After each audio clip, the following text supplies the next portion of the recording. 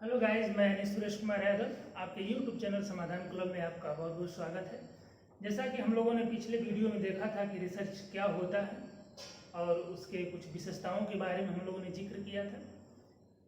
अब उसके बाद आज हम लोग चर्चा करने वाले हैं कि रिसर्च प्रॉब्लम क्या होता है। टाइप ऑफ रिसर्च को पढ़ने से पहले हम रिसर्च प्रॉब्लम को जान लेते हैं, क्योंकि जब हम उसके प्रकार को पढ़ेंगे तो बार बार रिसर्च प्रॉब्लम का जिक्र होगा। तो सबसे पहले हम यह देख लेते हैं कि रिसर्च प्रॉब्लम क्या होता है। जो मेरी पिछली वीडियो नहीं देख पाए हैं कि रिसर्च किसे कहते हैं, वो मेरे डिस्क्रिप्शन बॉक्स में जाकर देख सकते हैं। मैं वहाँ पे लिंक भेज दूंगा, वहाँ से आप देख सकते हैं। तो आइए सबसे पहले हम इस चर्चा करते हैं कि रिसर्च प्रॉब्लम क्या होता है। एक शोधार्थी के लिए सबसे महत्वपूर्ण काम होता है शोध समस्या का चुनाव करना। यदि वह शोध समस्या का बेहतर ढंग से चुनाव कर लेता है तो वह बेहतर ढंग से उस शोध का रिजल्ट भी देने में सक्षम हो पाता है। एक बहुत महत्वपूर्ण बात कोटेशन किया जाता है, a problem well put is half solve. यानी कि एक अच्छी समस्या का चुनाव कर लेते हैं तो आधा समाधान तो उसका उसी समय हो जाता है। इसलिए जब हम किसी समस्या का चुनाव करते हैं तो हमें बहुत सारी बातों पे ध्यान रखना होता है। जो रिसर्च प्रॉब्लम होती है वह एक इंट्रोगेटिव सेंटेंस में होती है, यानी प्रश्नवाचक वाक्य में होती है। वह जो वाक्य होता है वह दो वेरिएबल्स या दो से अधिक वेरिएबल्स को, जो वेरिएबल्स होते हैं, वेरिएबल्स का आशय सिर्फ आप यहाँ पे इतना ही समझिए अभी, क्योंकि वेरिएबल्स के लिए अलग से मैं एक वीडियो अपलोड करूंगा जो विस्तृत उस पर चर्चा होगी, कि जो वेरी करने की क्षमता रखता हो, जिसके मान में परिवर्तन होता हो, जिसको मापा जा सके, उसको वेरिएबल कहते हैं।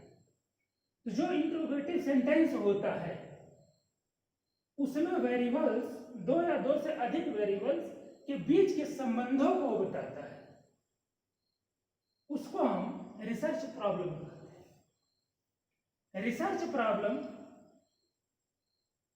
को सेलेक्ट करने के लिए हमें कुछ महत्वपूर्ण बातों पर ध्यान देना होता है। पहली बात कि हमें रिसर्च समस्या चुनाव करने से पहले हमें एक एरिया पहले ढूंढना होता है कि हमारी रिसर्च एरिया क्या है, हम किस क्षेत्र में शोध करना चाहते हैं। हम पहले एरिया डिसाइड कर लेते हैं। एरिया डिसाइड कर लेने के बाद अब उसमें हम देखते हैं, अब उस एरिया के कई पार्ट हो सकते हैं। अब उस एरिया के कई पार्ट से हम जिसमें अब हम देखेंगे कि नहीं हमें यहाँ से शोध करना है, तो यहाँ पे हम फोकस करेंगे और यहाँ से एक प्रॉब्लम का चुनाव करेंगे। जब हम चुनाव करते हैं समस्या का तो हमें कई बातों पे बहुत महत्वपूर्ण ही ध्यान देना होता है, जिसमें पहली बात है रिसर्चर इंटरेस्टेड, यानी जो शोध करता है उसका उसमें रुचि होनी चाहिए, चाहे वो एरिया हो, चाहे उसका वो रिसर्च प्रॉब्लम हो, जो भी हो, उसमें उसका इंटरेस्ट होनी चाहिए, तभी उसका सिलेक्शन होना चाहिए। दूसरा, रिसर्चर एप्टीट्यूड, यानी अभियोगिता, जो शोध करता है उसकी अभियोगिता भी उसी के अनुसार होनी चाहिए, उसको उसी तरह की समस्या का चुनाव करना चाहिए। तो दूसरी महत्वपूर्ण बात है। तीसरी सबसे महत्वपूर्ण बात है प्रॉब्लम शुड बी मेजरेबल, यानी कि जो प्रॉब्लम हो उसका मापन और मूल्यांकन किया जा सके। इस तरह के हमें रिसर्च प्रॉब्लम को ढूंढना पड़ेगा, सेलेक्ट करना होगा, जिसका मेजर किया जा सके, जिसको मापन किया जा सके, जिसका मूल्यांकन किया जा सके। इस तरह के हमें रिसर्च प्रॉब्लम को ध्यान में रखते हुए सेलेक्ट करना पड़ता है। अगली नेक्स्ट इसमें बात है problem should be theoretical and practical significant, यानी कि जो हमारी प्रॉब्लम है वह प्रैक्टिकल और सैद्धांतिक और व्यवहारिक रूप से उपयोगी होनी चाहिए। ऐसा नहीं है कि हम कोई भी समस्या ले लें, ना उसका कोई सैद्धांतिक पक्ष है, ना कोई उसका व्यवहारिक पक्ष है, तो उस शोध का करने का कोई नहीं औचित्य है और ना ही उसका कोई सार्थक परिणाम आएगा। दूसरी बात, जब हम कोई भी शोध समस्या सेलेक्ट करते हैं तो हमें यह ध्यान रखना होता है एक्सपेंसेस एंड टाइम, हमारा व्यय कितना है होगा और उसमें हमारा समय कितना लगेगा।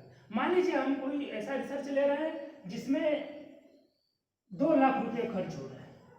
अब 2 लाख रुपए खर्च हो रहे हैं, मान लीजिए 2 साल में शोध पूरा हो रहा है। और हमने कुछ इस तरह से अपनी सोच समस्या ले ली है कि जो जिसमें 4-6 लाख रुपया खर्च हो, टाइम 4-5 साल लग जाए, तो अब क्या होगा कि हम उतना पैसे नहीं खर्च कर पाएंगे और न ही उतना समय दे पाएंगे। तो इसका असर हमारे शोध के परिणाम पे पड़ेगा। हम ना ही उतना खर्च कर पाएंगे, ना ही टाइम दे पाएंगे। तो हम जैसे तैसे सिर्फ उसका परिणाम निकाल करके उसको हम जमा कर देंगे और उसको हम दिखा देंगे कि हमारा रिजल्ट था। तो हमें इन चीजों पे ध्यान देना होता है।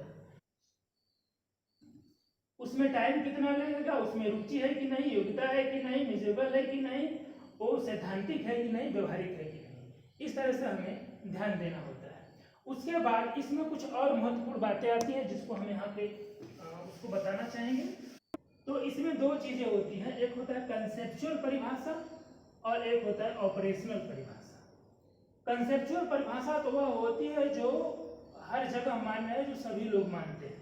जैसे इसको हम एक एग्जाम्पल से समझते हैं। जैसे मैं मान लीजिए मेरी एक शोध है कि सरकारी कर्मचारियों के बच्चे और मजदूरों के बच्चों में अभिवृत्ति का अध्ययन करना है।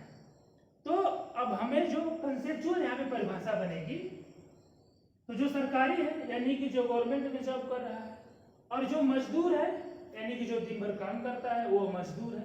एक कंसेप्चुअल परिभाषा हुई, जो काम करने वाला हो, चाहे वो कोई भी काम करे, वो मजदूर है। एक कंसेप्चुअल परिभाषा हुई। लेकिन ऑपरेशनल परिभाषा शोधार्थी को, एक शोधकर्ता को खुद स्वयं देनी होती है। और इसका आशय यह होता है कि मजदूर का आशय यहाँ पे क्या है।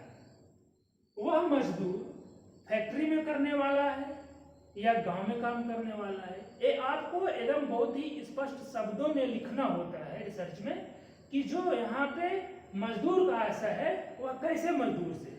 वह फैक्ट्री में काम करता है या कोई बिजनेसमैन है या छोटा सा कोई कारोबार करता है या गांव में काम करता है। तो इस तरह से आपको उसको डिफाइन करना होता है कि उसका आशय क्या है।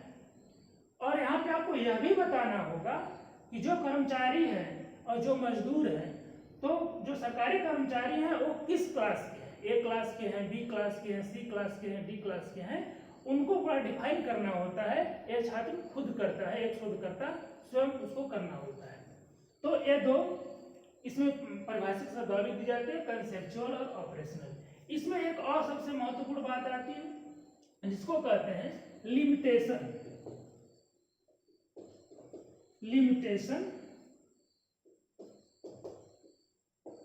और दूसरा होता है डिलिमिटेशन।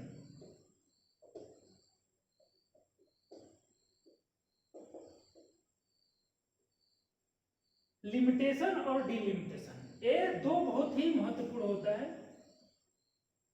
हमें अपने समस्या का लिमिटेशन और डिलिमिटेशन पता होना चाहिए। तो पहले हम डिलिमिटेशन समझते हैं। डिलिमिटेशन वह होता है, एक शोधकर्ता जो रिसर्च करता है एक बाउंड्री बना लेता है, बाउंड्री ऑफ रिसर्च स्टडी। यानी कि यदि हमें जो शोध करना है, जिसपे हम शोध कर रहे हैं, उसकी एक बाउंड्री बना लेना है कि मुझे जो डाटा कलेक्ट करना है, जो भी मुझे कुछ करना है, सिर्फ इतना में ही करना है। इसके आगे हमें नहीं बढ़ना है, उसके बाद के हमें डाटा नहीं कलेक्ट करना है। एक परिसीमन बन जाता है, एक बाउंड्री बना लेते हैं कि हमें, और यह शोधकर्ता के कंट्रोल में होता है। यह शोधकर्ता अपने व्यय अनुसार, खर्च अनुसार, टाइम अनुसार इसको निर्धारित कर लेता है। लिमिटेशन क्या होता है, सीमाएं जो इससे बाहर है, यानी जो शोधकर्ता से बाहर की चीजें हैं, जो उसके पकड़ में नहीं है, जहां से डाटा कलेक्ट नहीं कर सकता है, जो इसके बाउंड्री से जो बाहर है, इसको हम कहते हैं परिसीमन। यानी ये हमारी बाउंड्री इतना में सिर्फ हमें करना है, उसको कहेंगे हम डिलिमिटेशन यानी परिसीमन। और उसके बाहर जो हम कर नहीं सकते हैं उसको हम कहेंगे लिमिटेशन, यानी कि इसको हम टच नहीं कर सकते, यहाँ से हमें कोई मतलब नहीं है। तो लिमिटेशन, डिलिमिटेशन हुआ, उसके बाद कंसेप्चुअल डिफिनेशन और ऑपरेशनल डिफिनेशन, ये दो महत्वपूर्ण बातें थी। इसके बाद हम नेक्स्ट वीडियो में देखेंगे कि रिसर्च के कौन कौन से टाइप्स होते हैं और कौन कौन से इसके मेथड होते हैं। यह वीडियो आपको कैसे लगी आप हमें जरूर बताइएगा। यदि यह वीडियो आपको अच्छी लगी तो इसको लाइक करें, सब्सक्राइब करें, शेयर